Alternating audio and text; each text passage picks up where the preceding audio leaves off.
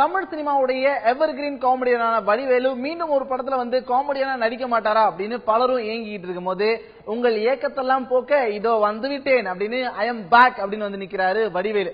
ஏற்கனவே பாத்தீங்க அப்படின்னா தலைநகரம், மருதமலை மாதிரியான ஹிட் படங்களை கொடுத்த சுராஜோட மீண்டும் கைகோர்த்திருக்கக்கூடிய வடிவேலு கத்தி சண்டை அப்படின்னு ஒரு படத்துல நடிக்கிறாரு. விஷால் அந்த படத்துல ஹீரோவா நடிக்கிறாரு.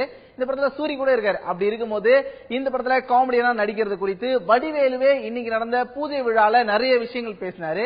என்ன பேசியிருக்காரு அப்படின்றத வாங்க கேட்கலாம். இந்த படம் பேரு கத்தி சண்டை.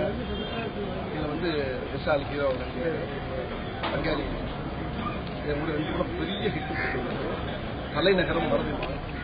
அதே மாதிரி திமிருங்கிற படம் 9 வருஷத்துக்கு நானும் விசாரணை பண்ணேன். அதுக்கப்புறம் இப்ப நாங்க எல்லாருமே 3 பேருமே ஒண்ணு சேர்ந்தோம். அது எப்படி சேர்ந்துட்டோம்னா ஒரு மிகப்பெரிய ஒரு வெற்றியை நடத்தணும்.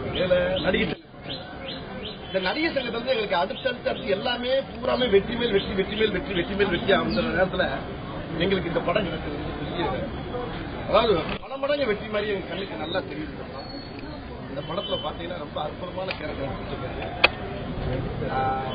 விஷால் காம்பினேஷன்ல ஃபுல்லா. அதாவது எல்லாருமே எந்த அளவுக்கு எப்படி மரணமில்ல, தலைநகரம், திமிரு, இந்த மாதிரி எத்தனையோ படங்கள் நீங்க எப்படி நடிச்சீங்களோ அதே அளவுக்கு அதை விட 100 மடங்கு இந்த படங்களை ரசிக்கக்கூடிய அளவுக்கு நகைச்சுவை.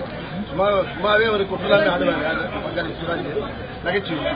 இந்த படத்துல ரொம்ப அதாவது சீன் பை சீன் அது விஷால் காம்பினேஷன்ல ரொம்ப வித்தியாசமான நகைச்சுவையோட நல்ல கமர்ஷியல் உள்ள அவர் கதை பிரகாரமே என்னுடைய கேரக்டர் ஒரு அற்புதமான படத்தில் நடிக்கிறது சந்தோஷம் எனக்கு அதிகமாக இருக்கு.